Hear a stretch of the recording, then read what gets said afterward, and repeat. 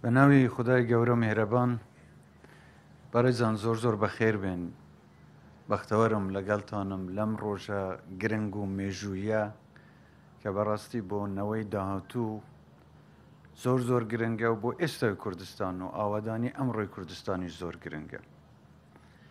مەولانا جەلالەددینی ڕۆمی دەفەرمێ گوڵ لەبەر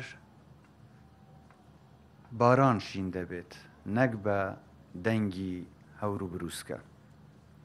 ئێمەش بە نەرمی لەسەر خۆ بەردەوام دەبین لە ئاوادانکردنی کوردستان.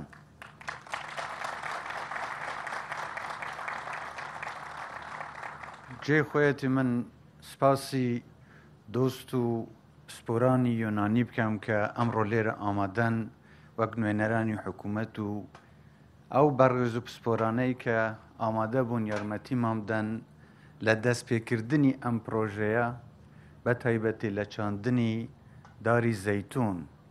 پێش ماوەیەک من لەگەڵیان دانیشتم و بۆیان باس کردم کە سەرچاوەی داری زەیتون لەم دەڤەرانەوە هاتووە. گەڕانەوەی داری زەیتون بۆ ئەم شوێنانە ئەمە خۆی مانایەکی گەورەی هەیە. هەم بەرهەمێکی بەخێر و بەپیتە بۆ خەڵکی ئەم ناوچەیە، هەم دەکرێ زۆر سوودی لێوەربگرین لە بابەتی ئەو مەبەستەی کە هەمانە بۆ دروستکردنی پشتێنەی سەوزی هەولێر. سپاسی کەرتی تایبەت دەکەم کە یارمەتی حکوومەت دەدەن بۆ جێبەجێکردنی ئەم پرۆژەیە.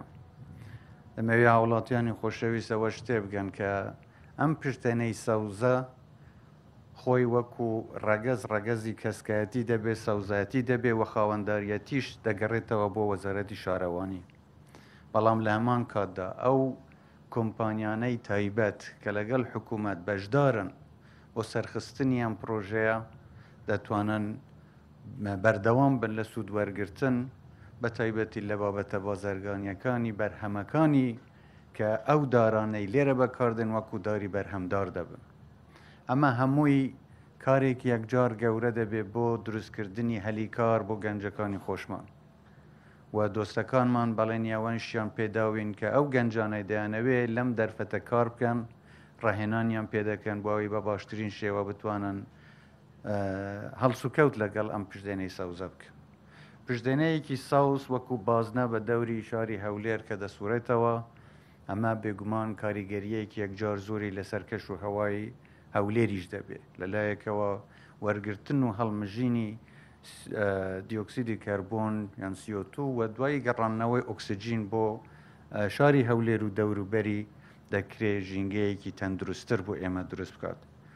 ژینگەیەکی تەندروستتر، هەوایەکی پاکتر، ژیانێکی باشتر و بەختەوەرتریش بۆ هاوڵاتیان دروست دەکات. ئەمانە هەمووی ئەو پرۆژانان کە ئێمە هەمیشە بیرمان لێ کردوتەوە چۆن بتوانین بە باشترین شێوە خزمەتی هاوڵاتیانی خۆمان بکەین و خزمەتی وڵاتەکەی خۆشمان بکەین. لە بەرنامەکانی ئێمەدا بووە لە پێشتریش کە ئابووری هەرێمی کوردستان فرەچەشم بکەین تاکو تەنیا ئێمە لە هەموو اعتیمادمان لەسەرەوە نەبێت کە نەوت و غاز و یاخود تەنیا لە کەرتێکەوە بەرەو پێشەوە بڕۆین. ئێمە لە هەموو کەرتەکان هەوڵی ئەومانداوە گرنگی پێ بدەین و بەرەو پێشەوە بین. چەند ڕۆژێک بینیتان کە پرۆژەی گەشت و گوزاری هەبووە بە بابەتی ژێرخانی ئابووری لە هەموو ڕۆیەکەوە دروستکردنی ڕێگەوبانە، بەڵام لە ڕووی ژینگە پارێزیەوە دیسان ئێمە گرنگیەکی زۆری پێدەدەین، هەم بۆ سەلامەتی و تەندروستی هاوڵاتیان، هەم دەکرێت ببێ بە سەرچاوەیەکی داهات بۆ هەموو هاوڵاتیانیش و ژینگەیەکی تەندروستتر، ژیانێکی تەندروستیش بۆ هاوڵاتیان دەستەبەر دەکات. بۆیە ئەو کارانەی کە پێشتر کردومانن هەمویان بۆ ئەوە بووە کە وڵاتی ئێمە ئاوادانتر بێ، خۆشتر بێ و خەڵکی ئێمە زیاتر سوود لەو نعمەتە وەربگرن، لەو سروشتە جوانە وەربگرن کە خوا بە ئێمەی بەخشیوە.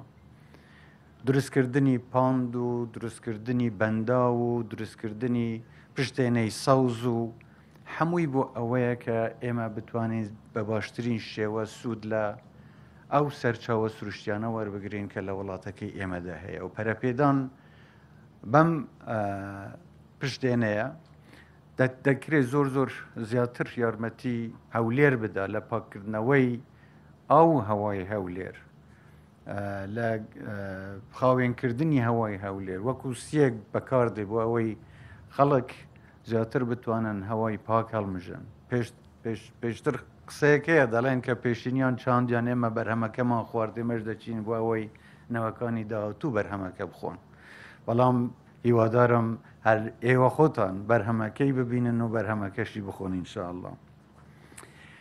ئەمە هەلی کار بۆ گەنجان دروست دەکا و هیوادارم جگە لەم پرۆژەیە پرۆژەکانی تری ئێمەش وا بکەن کە ئێمە ئەوەندە نەچار نەبین تەنیا پشت بە سەرچاوەیەکی داهات ببەستین.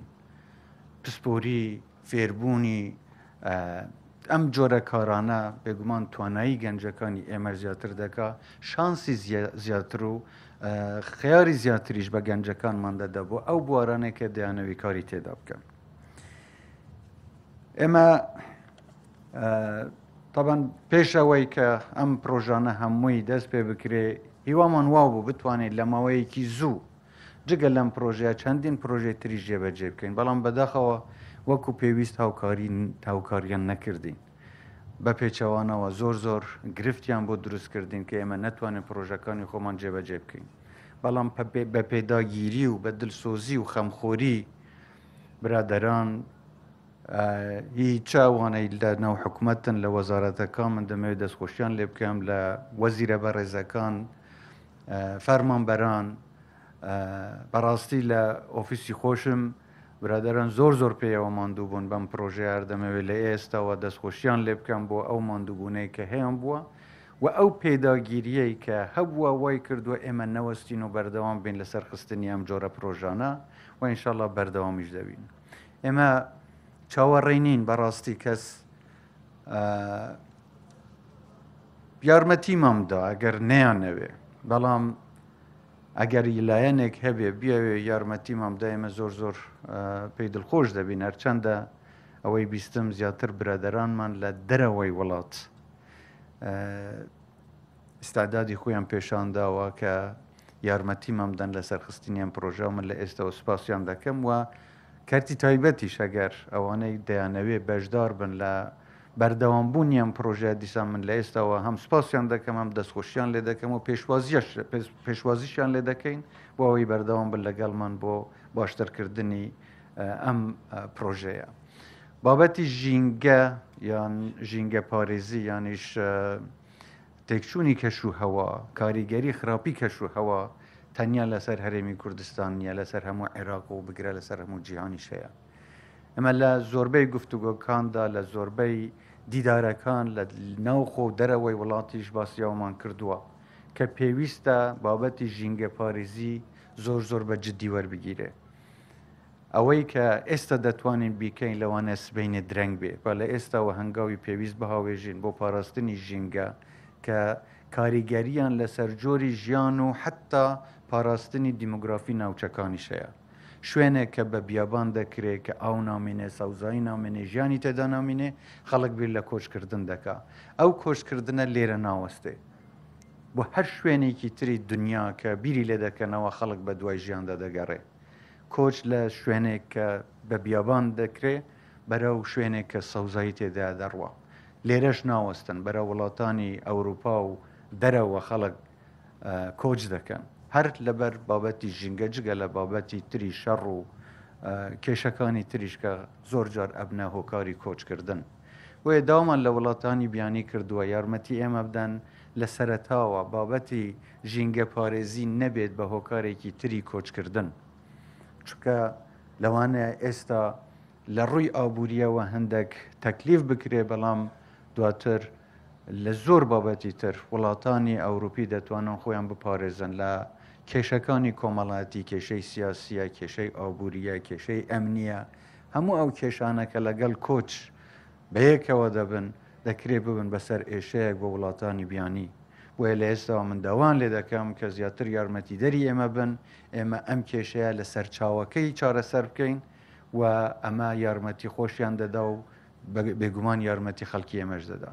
ئەوەی لەسەر ئێمەیە وەکو هەرێمی کوردستان هەم بیرمان لێ کردوتەوە، هەم هەنگاوی کردەیشمان هاوێشتووە لە دروستکردنی بەنداوەکانە ڕۆک باسم کرد، یانیش لە پرۆژەی ڕۆناکی بۆ نمونە لە وەستاندن و هەڵگرتنی ئەو هەموو موالیدە کە ئەبوونە هۆکاری پیسبوونی ژینگەی شارەکان ئەمە هەمووی کارێکی ئەرێنی بووە و ئەنجامەکانیشی وە بزانم بە دەرکەوتووە.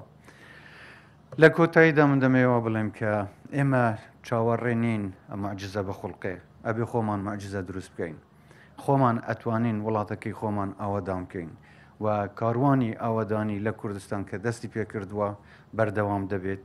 هیوادارین هەمووتان یارمەتی دەرمان بن، تەندروست بن، سەلامەت بن، سوپاسی دۆستەکانمان دەکەین بۆ پشتیوانیکردنیان. زۆر زۆر بەخێر بن سەرسەر و سەرچاوان، ئینشاڵڵا کوردستان هەر ئاوادان بێت.